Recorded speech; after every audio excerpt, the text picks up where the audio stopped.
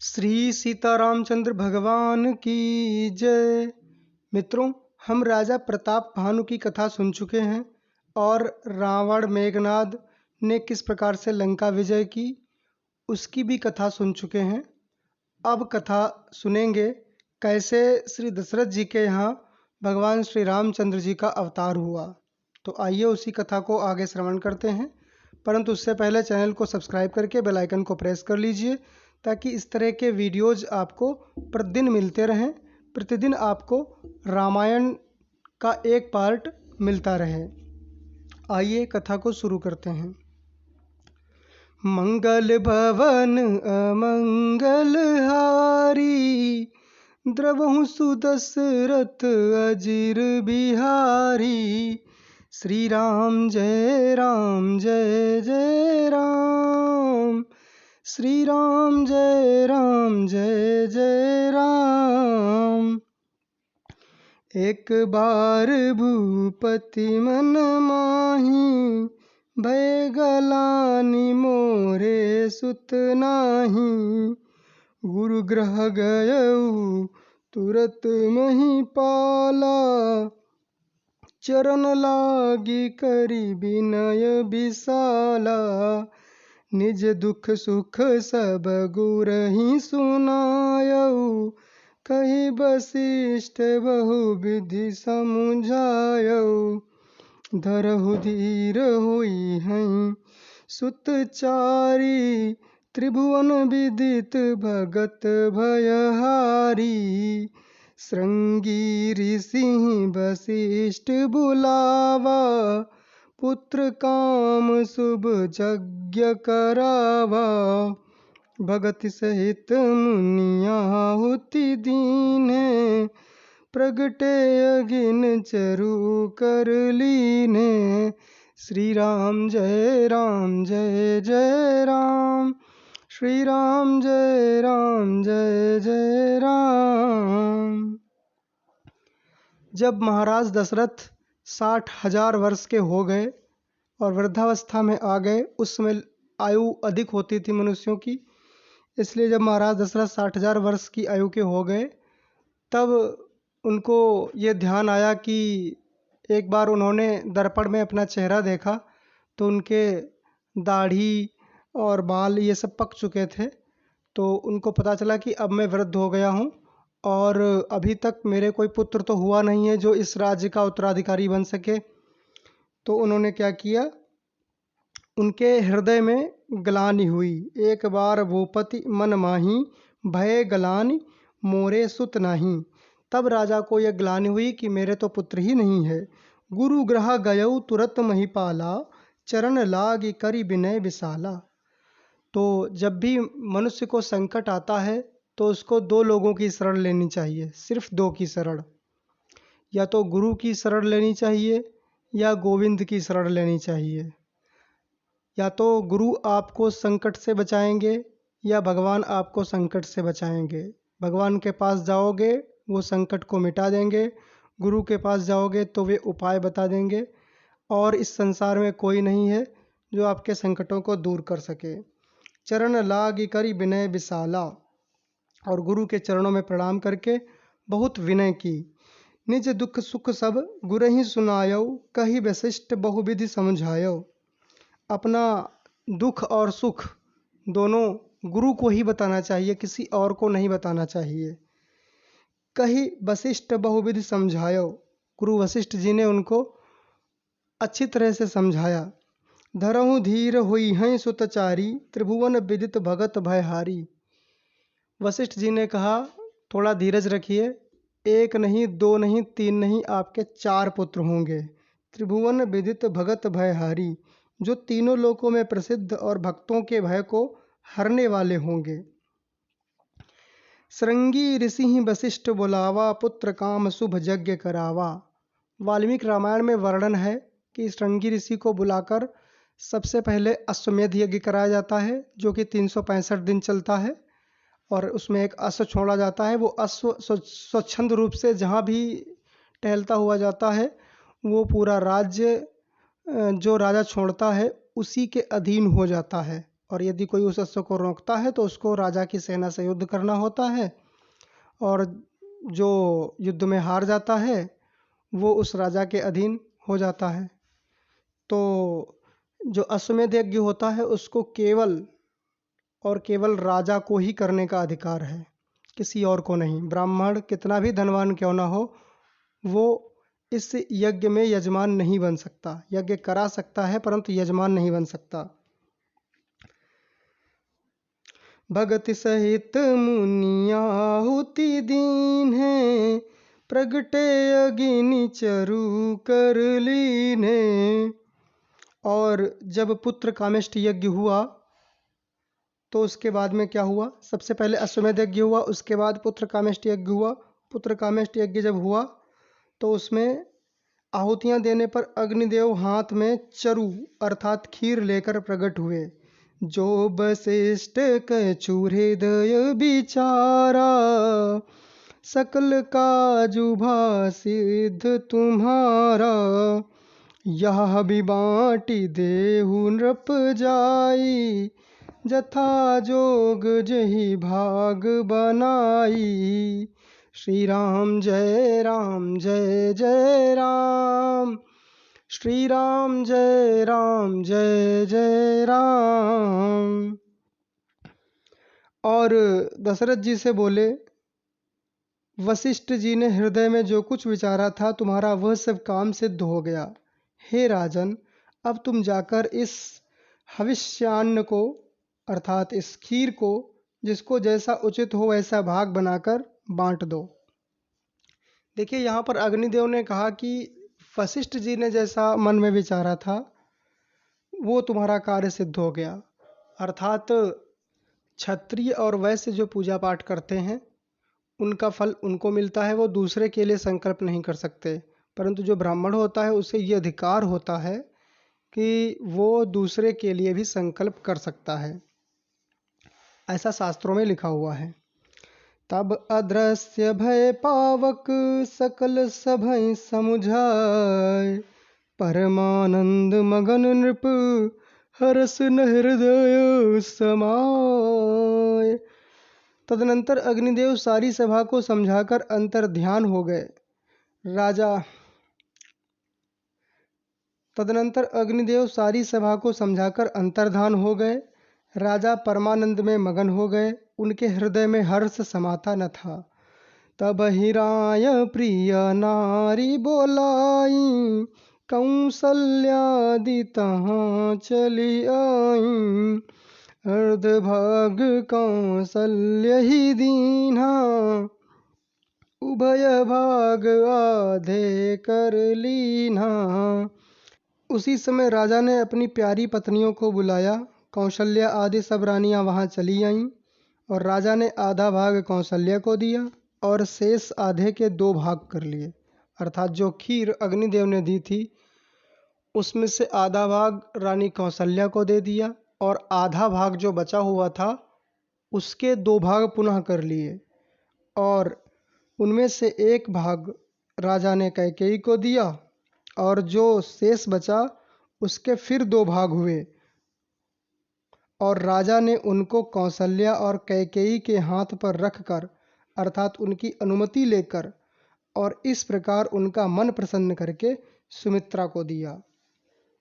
अर्थात जो खीर थी उस खीर का जो 1 भाग मतलब 2 भागों में बराबर बराबर बांटा और आधा भाग महारानी कौशल्या को दे दिया और जो आधा बचा उसके 2 भाग किए और 1 भाग रानी कैकेयी को दे दिया, और जो जितना भाग रानी कैकेयी को दिया उतना ही भाग और शेष रहा, उसके 2 भाग किए और वो 2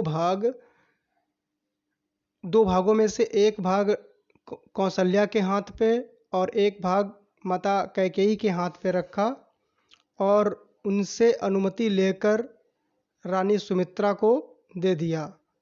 इसीलिए जो भाग रानी कौशल्या के हाथ से रानी सुमित्रा के पास गया उससे लक्ष्मण जी का जन्म हुआ, और जो भाग रानी कैकेयी के हाथ से रानी सुमित्रा के हाथ पे गया उससे श्री शत्रुघ्न जी का जन्म हुआ।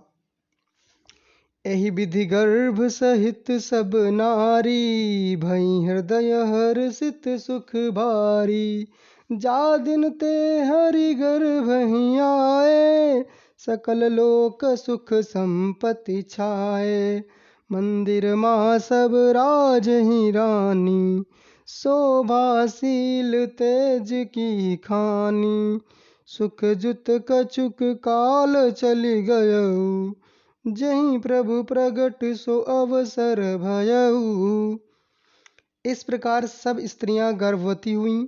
वे हृदय में बहुत हर्षित हुईं। उन्हें बड़ा सुख मिला। जिस दिन से श्री हरि गर्भ में आए, सब लोकों में सुख और संपत्ति छा गई। हरि किसी के गर्भ में नहीं जाते हैं, ये तो उनकी लीला मात्र है। शोभाशील और तेज की खान बनी हुई सब रानियां महल में सुशोभित हुईं। इस प्रकार कुछ समय सुखपूर्वक बीता और वह अवसर आ गया जिसमें प्रभु को प्रकट होना था। मंगल भवन अमंगल हारी, द्रवहु सुदशरथ अजर बिहारी। जोग लगन ग्रह बार तिथि, सकल भय अनुकूल। चर अरु अचर हर्ष जुत, राम जन्म सुख मूल। योग लग्न ग्रह वार अर्थात दिन और तिथि सब अनुकूल हो गए। जड़ और चेतन सब हर्ष से भर गए, क्योंकि श्री राम जी का जन्म सुख का मूल है, अर्थात भगवान का अवतार होने वाला है, तो सभी प्रसन्न हो गए। जड़ और चेतन हर्ष से भर गए, अर्थात दो प्रकार के जीव हैं, जड़ और चेतन। जो चलते फिरते हैं उनको चेतन, और जो चलते फिरते नहीं हैं पेड़ पौधे, उनको जड़ बोलते हैं। नवमी तिथि मधुमास पुनीता, सकल पक्ष अभिजित हरि प्रीता। मध्य दिवस अति शीत न घामा, पावन काल लोक विश्रामा। शीतल मंद सुरभि बहभा। पवित्र चैत्र का महीना था। नवमी तिथि थी, शुक्ल पक्ष और भगवान का प्रिय अभिजित मुहूर्त था। दोपहर का समय था। ना बहुत सर्दी थी ना धूप थी। वह पवित्र समय सब लोगों को शांति देने वाला था। अर्थात श्री राम जी का जन्म दोपहर में 12 बजे हुआ, मतलब मध्याह्न में हुआ। ऐसे ही भगवान श्री कृष्ण का जो जन्म है वो भी रात्रि को 12 बजे हुआ।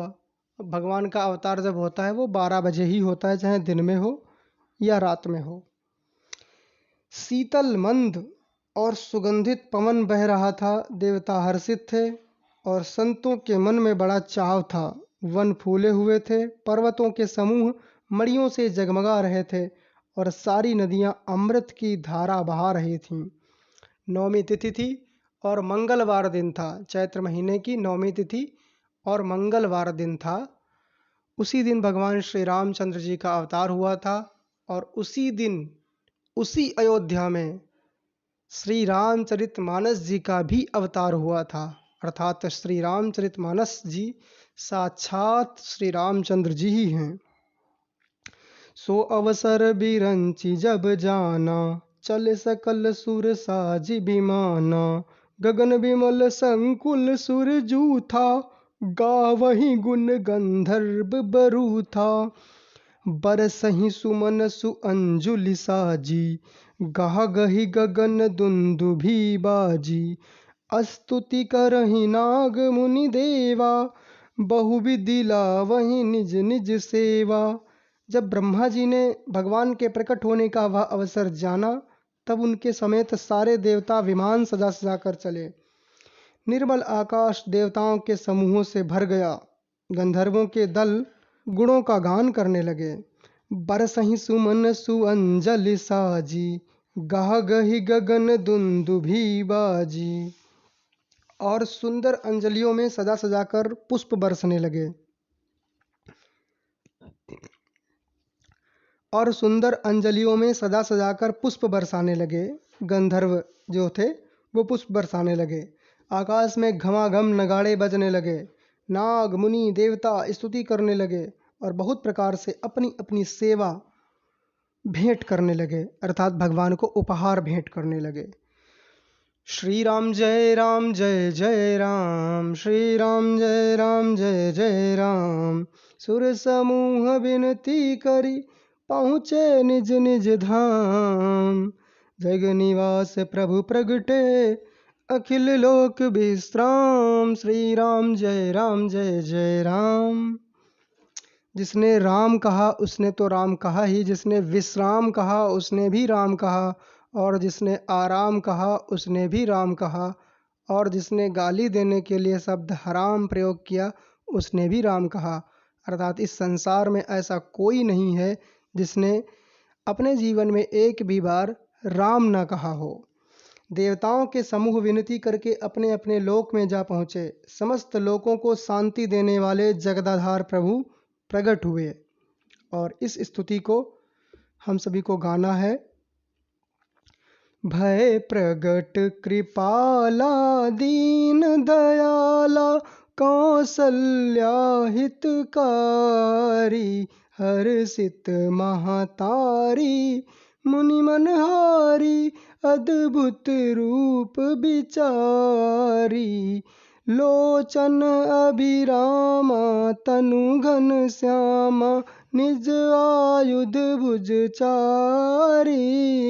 भूषण बनमाला नयन विशाला, शोभा सिंधु खरारी। कहा दुई कर जोरी अस्तुति तोरी, केहि विधि करो अनंता। माया गुण ज्ञाना तीत अमाना, वेद पुराण भनंता। करुणा सुख सागर सब गुण आगर, जहि गावहीं श्रुति संता। सो मम हित लागी जन अनुरागी, भयउ प्रगट श्रीकंता। ब्रह्मांड निकाया निर्मित माया, रोम रोम प्रतिवेद कहे। मम उर सोबासी यह उपहासी, सुनत धीर मति थिर न रहे। उपजा जब ज्ञाना प्रभु मुस्काना, चरित बहुत विधि कीन चहे। कही कथा सुहाई माथ बुझाई, जही प्रकार सुत प्रेम लहे। माता पुनि बोली सोमति डोली, तजहु तात यह रूपा। की जय शिशु लीला अति प्रियशीला, यह सुख परम अनूपा। सुनि बचन सुजाना रोदन ठाना, हुई बालक सुर भूपा। यह चरित जे गावहीं हरिपद पावहीं, तेन परहीं भवकूपा। विप्रधेनु सुर संत हित लीन मनुज अवतार, निज इच्छा निर्मित तनु माया गुण गोपार। श्री राम जय जय राम। यह चरित जे गावहीं हरिपद पावहीं, ते न परहीं भवकूपा। जो इस चरित्र को गाता है वो फिर भव संसार में लौट कर नहीं आता, भगवान के परम धाम को चला जाता है। हरिपद पावहीं अर्थात भगवान के चरणों में विलीन हो जाता है। और आइए इस स्तुति की व्याख्या देख लेते हैं। दीनों पर दया करने वाले कौशल्या के हितकारी कृपालु भगवान प्रकट हुए। मुनियों के मन को हरने वाले उनके अद्भुत रूप का विचार करके माता हर्ष से भर गईं। नेत्रों को आनंद देने वाला मेघ के समान श्याम शरीर था। चारों भुजाओं में अपने आयुध धारण किए हुए थे, अर्थात शंख चक्र गदा और पद्म भगवान अपने चतुर्भुज रूप में धारण करते हैं। तो और आभूषण और वनमाला पहने थे, बड़े बड़े नेत्र थे। इस प्रकार शोभा के समुद्र तथा खर राक्षस को मारने वाले भगवान प्रकट हुए। और माता ने जब देखा कि भगवान के तो 4 हाथ हैं और किसी भी मनुष्य के 4 हाथ नहीं होते, इसलिए माता हाथ जोड़कर कहने लगीं, हे अनंत, मैं किस प्रकार तुम्हारी स्तुति करूं? वेद और पुराण तुमको माया, गुण और ज्ञान से परे और परिमाण रहित बतलाते हैं। श्रुतियाँ और संतजन दया और सुख का समुद्र बताते हैं। सब गुणों का धाम कहकर जिनका गुणगान करते हैं, वही भक्तों पर प्रेम करने वाले लक्ष्मीपति भगवान मेरे कल्याण के लिए प्रकट हुए हैं। वेद कहते हैं, तुम्हारे प्रत्येक रोम में माया के रचे हुए अनेकों ब्रह्मांडों के समूह हैं। अर्थात सोचिए भगवान कितने बड़े होंगे, जिनके प्रत्येक रोम में ब्रह्मांड निकाया निर्मित माया, रोम रोम प्रति वेद कहे, यानी वेद कहते हैं जिनके रोम रोम में ब्रह्मांड है। और ब्रह्मांड 50,000 योजन का होता है। इसको 12 से मल्टीप्लाई कर लीजिएगा, 12 से गुणा करने पर कितना आएगा? 6 लाख किलोमीटर। 6 लाख किलोमीटर का ब्रह्मांड जिनके एक रोम में आ जाता हो, तो भगवान कितने अनंत होंगे, कितने बड़े होंगे, इसका अनुमान लगाना अत्यंत कठिन है। और ब्रह्मांड हैं कितने? अनंत ब्रह्मांड हैं, तो भगवान तो अनंत हो ही गए। जब माता को ज्ञान उत्पन्न हुआ तब प्रभु मुस्कुराए। वे बहुत प्रकार के चरित्र करना चाहते थे, अतः उन्होंने सुंदर कथा कहकर माता को समझाया, जिससे उन्हें पुत्र का प्रेम प्राप्त हो। अर्थात भगवान लीलाएं करेंगे अनेकों प्रकार की, लेकिन माता ने पूर्व जन्म में वरदान मांगा था कि मुझे तो पुत्र के रूप में ही आप प्राप्त हों, तो माता के साथ तो पुत्र की लीला ही भगवान करेंगे। माता की वह बुद्धि बदल गई और फिर वह बोली, हे तात, यह रूप छोड़कर अत्यंत प्रिय बाल लीला करो। ये 4 हाथों वाला रूप नहीं चाहिए, यह सुख परम अनुपम होगा। ये वचन सुनकर देवताओं के स्वामी सुजान भगवान ने बालक होकर रोना शुरू कर दिया। और जो इस चरित्र का गान करते हैं वे श्री हरि का पद पाते हैं और फिर संसार रूपी कूप में नहीं गिरते। ब्राह्मण, गौ, देवता और संतों के लिए भगवान ने मनुष्य का अवतार लिया, क्योंकि पृथ्वी माता गौ का रूप धारण करके ही गई थी। अब सोचिए, जो लोग गौ को मारते हैं, गौ हत्या करते हैं, उनसे क्या भगवान प्रसन्न होंगे? वे माया और उसके गुण, माया के 3 गुण होते हैं, सतोगुण, रजोगुण, तमोगुण, और बाहरी और भीतरी इंद्रियों से परे हैं। उनका दिव्य शरीर अपनी इच्छा से ही बना है। निज इच्छा निर्मित तनु, माया गुण गोपार। अर्थात किसी भी इंद्री का कोई प्रभाव नहीं पड़ता भगवान पे, और वह अपनी इच्छा से जो रूप चाहें वो बना सकते हैं। अनेकों अनेकों रूपों में भगवान अवतार लेते हैं। मित्रों, आगे की कथा अगले वीडियो में। तब तक के लिए जय जय श्री सीताराम, जय जय श्री राधे श्याम, नमो पार्वती पते, हर हर महादेव।